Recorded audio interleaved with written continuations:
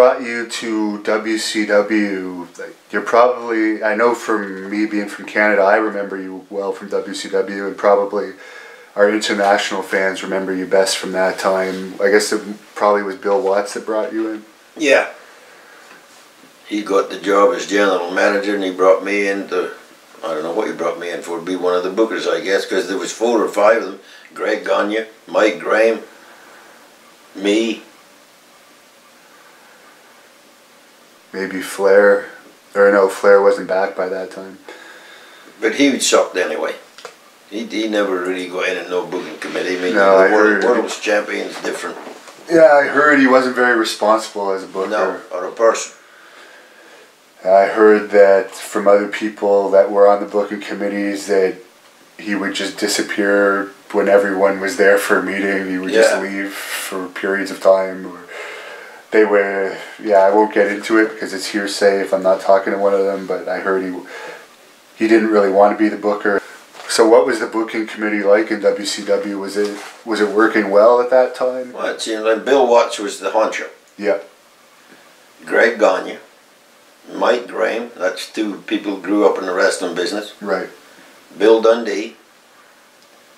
So there's 4 people that's been in the wrestling business, and then they had, that was the main booking committee then. So I thought it worked all right. But Bill Watts is going to make sure that it works all right. I mean, it's his neck, it's on the line, so. Now, one of the controversial things about Bill Watts' time as head of WCW was the push that Eric Watts got. What do you think about that whole push as a member of the booking committee? That was before me or after me. I wasn't there when they were pushing Eric. Okay.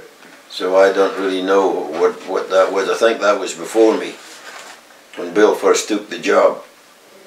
I know Eric ended up becoming a really good wrestler, so it's unfortunate that his best run was before he was ready, I guess. Before he was ready. Sometimes it happens that way.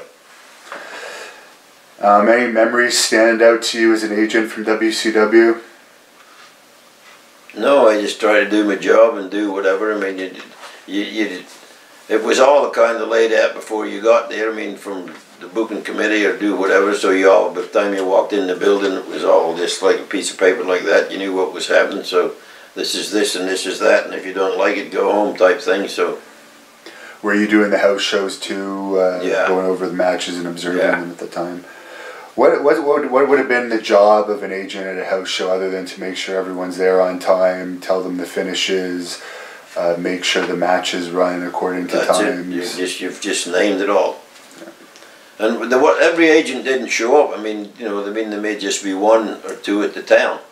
Okay. We all didn't show up. The 3 or 4 of us. So usually just 1 per town per night. How was the house show attendance in those days? No, it was fair. We was doing mainly around Atlanta, Georgia. Yeah, I actually read in Bill Watts' book where he speaks highly of you that he said that the company went from a huge loss to almost breaking even the year that he was running it, and he didn't really get a chance, like a huge amount of time. Yeah.